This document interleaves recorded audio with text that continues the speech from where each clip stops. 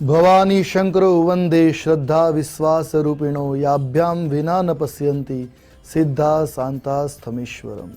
શ્રી ગણેશાય નમઃ. તપોવન ગુજરાતમાં આપ સર્વ દર્શકોનું હાર્દિક સ્વાગત છે.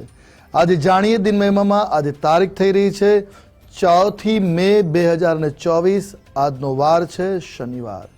તિથિની વાત કરીએ તો આજે તિથિ બની રહી છે ચૈત્ર વદ 11. આજે 11 તિથિ બની રહી છે. આજનો યોગ એટલે ઐન્દ્ર યોગ. આજના કરણની વાત કરીએ તો આજે બવહ કરણ બની રહ્યું છે. આજની રાશિ એટલે કુંભ રાશિ, અર્થાત જે બાળકનું અવતરણ આજ રોજ થાય એની જન્મ રાશિ રહેશે કુંભ, જેના વર્ણના અક્ષરો રહેશે ગ, શ, શ અને શ. તે પ્રમાણે નામકરણ શુભ અને હિતાવ રહી શકે. આ રાશિ સાંજે 4 કલાક ને 38 મિનિટ સુધી રહેશે. ત્યારબાદ મીન રાશિ લાગુ પડશે. મીન રાશિમાં જે બાળકોનું અવતરણ થાય એની જન્મ રાશિના વર્ણાક્ષરો રહેશે દ, ચ, ઝ અને થ. તે પ્રમાણે નામકરણ કરવું શુભ અને હિતાવ રહી શકે. જાણીએ આજના દિવસના સૂર્યોદય અને સૂર્યાસ્ત વિશે. આજે સૂર્યોદય સવારે 6 કલાક અને 8 મિનિટે રહેશે, જ્યારે સૂર્યાસ્ત સાંજે 7 કલાક અને 2 મિનિટે રહેશે.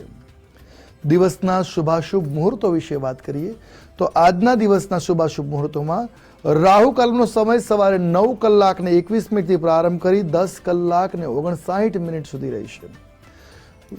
અભિજીત મુહૂર્તનો સમય બપોરે 12 કલાક અને 10 મિનિટથી પ્રારંભ કરી બપોરે 1 વાગે ને 2 મિનિટ સુધી રહેશે. વિજય મુહૂર્ત બપોરે 2 કલાક ને 48 મિનિટથી પ્રારંભ કરી બપોરે 3 કલાક ને 38 મિનિટ સુધી રહેશે.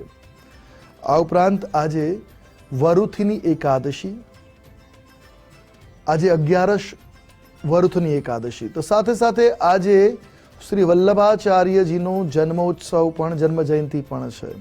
તમામ દર્શકોને વલ્લભાચાર્યની જન્મ જયંતિની શુભકામનાઓ અને વરુથની એકાદશી એટલે 11ની પણ શુભકામનાઓ. આજના દિવસના ઉપાય વિશે વાત કરીએ તો આજે વિષ્ણુ સહસ્ત્રનામ સ્તોત્રનો પાઠ કરો. આજે આપના માટે મંગલકારી સાબિત થશે. આપનો દિવસ મંગલમય બની રહે એ પ્રાર્થના. જય ભવાની.